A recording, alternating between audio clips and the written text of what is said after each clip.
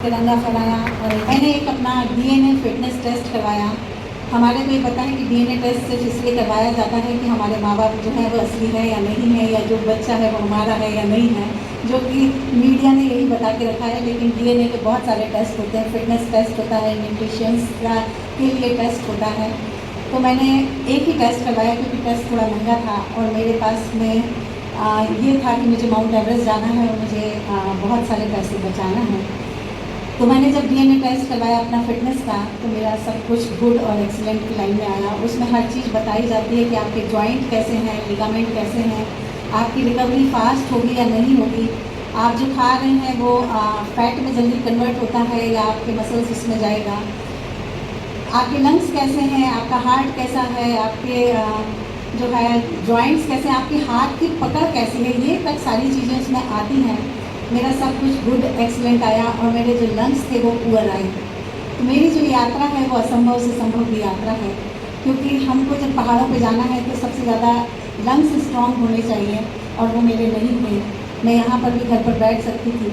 मैंने डॉक्टर से पूछा, उन्होंने कहा कि जो डीएनए टेस्ट होता है तो उसमें जो भी चीज़ आपकी आई है, तो जो हमारे सारे ऑर्गन हैं उनको हम एक्सरसाइज या कोई दवाई या मल्टीविटामिन से कुछ भी खा के या एक्सरसाइज से आप 30% तक इंक्रीज़ कर सकते हैं। लेकिन लंग्स एक ऐसा पार्ट है जिसको आप 100% तक इंक्रीज़ कर सकते हैं, उसकी कैपेसिटी को। ये मेरे लिए बहुत अच्छी खबर थी, मैंने उस पर काम करना शुरू किया। तो यहाँ जितने बच्चे बैठे हैं मैं उनको बताना चाहूँगी कि अगर आप कोई भी लक्ष्य अपने लिए चुनते हैं जो आपका अपना एवरेस्ट होगा, आप पता करिए कि उसके लिए क्या क्या चीज़ों की ज़रूरत रहती है, कैसी तैयारियाँ करनी है। फिर अपने आप को देखिए कि हम में क्या कमी है, आप उस पर काम करिए। और मैंने अपने पुअर लंग्स पर इतना काम किया कि मैं एवरेस्ट पहुंच गई। तो आप भी अपनी कमियों पर अगर काम करेंगे तो आप अपने लक्ष्य को पा सकते हैं।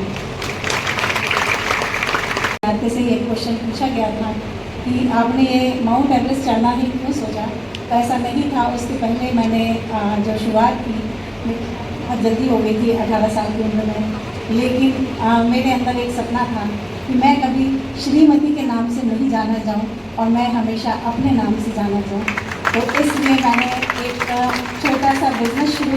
तभी 2017 में मुझे एक मौका मिला पहाड़ों पे जाने का, वो भी मेरी बचपन की चाहत थी। मुझे पहाड़ देखने थे। कारण था कि बचपन में मैंने किसी का वक्तव्य सुना था कि जब मैं मरूँ तो मेरी अस्थियाँ हिमालय पर बिखेर देना। तो मेरे मन में एक क्यूरियोसिटी थी कि ऐसी क्या चीज़ है हिमालय में कि लोग मरने के बाद भी वहाँ जाना चाहते हैं। मैं कम से कम उसको जीते जी देखना चाहती थी। और 2017 में मुझे मौका मिला और मैं एक छोटे ट्रैक पे गई।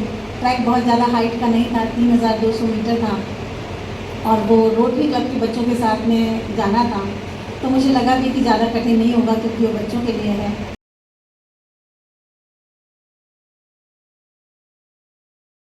वहाँ से लौटी तो मुझे पल्मोनरी एडिमा हो गया था। लेकिन जब मैं वहाँ पहुँची जो उसका टॉप था और मैंने वहाँ से पहाड़ों को देखा तो मुझे पहाड़ों से प्यार हो गया। वो मेरा पहली नज़र का प्यार था और लोग अपने पहली नज़र के प्यार के लिए कुछ भी कर गुजरते हैं, वही मैंने भी किया। और जब मैं लेना चाहिए जब वो ऑफिस में रहें, तो मैंने भी उनसे ऑफिस में थे तो परमिशन ली। लेकिन इतना बिजी रहते हैं कि वैसे हाँ हम कर देते हैं तो हम समझ गए कि हाँ हाँ बोल दिया गया है। और पहला इंटरनेशनल जो पहाड़ था वो किया। और जब मैं वहाँ थी और कोविड में ये पहली पॉजिटिव खबर आई थी पूरे भारत के लिए कि भारत की 52 वर्ष की उम्र में सबसे ज़्यादा उम्र की महिला ने माउंट एवरेस्ट फतह किया है। तो इतने सारे जो मीडिया कर्मी थी वो हमारे यहाँ आए। तब मैं नहीं थी, मैं मास्को में थी। तो मेरे हस्बैंड का वो बहुत परेशान हो गए इन सब चीज़ों से और उन्होंने मेरे से कहा कि ठीक है ये तो मैंने कहा नहीं, मैं तो किसी को इंटरव्यू नहीं दे पाऊँगी। ये भी मेरे लिए एक एवरेस्ट था जिसको मैंने फतह किया और मैं टेडेक्स टॉप तक पहुँच पाई। तो बहुत सारे एवरेस्ट चढ़ने के बाद मैं असली एवरेस्ट को फतह किया था।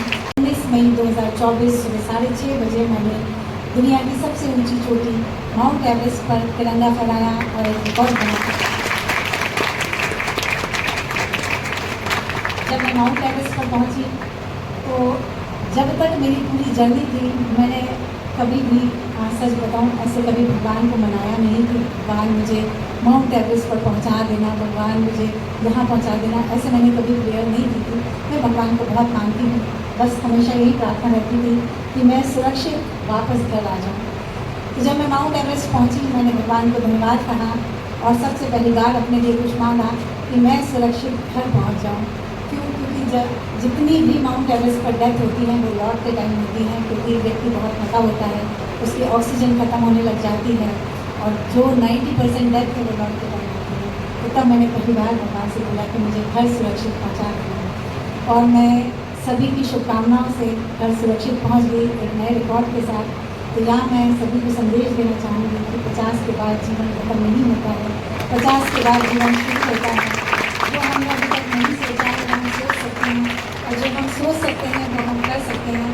अगर 49 साल की उम्र में मैंने माउंट एवरेस्ट जाने जैसा सपना देखा और 55 साल की उम्र में उसको पूरा कर लिया, तो आप लोग भी कुछ भी अपने लिए लक्ष्य निर्धारित कर सकते हैं और उसको पूरा कर सकते हैं। एक एवरेस्ट नहीं है, सबके अपने अपने एवरेस्ट हैं, और मैं सबको शुभकामना देना चाहती हूँ यहाँ से कि सब लोग अपने अपने एवरेस्ट पता करें और अच्छी तैयारी के साथ करें। धन्यवाद। जय हिंद, जय भारत।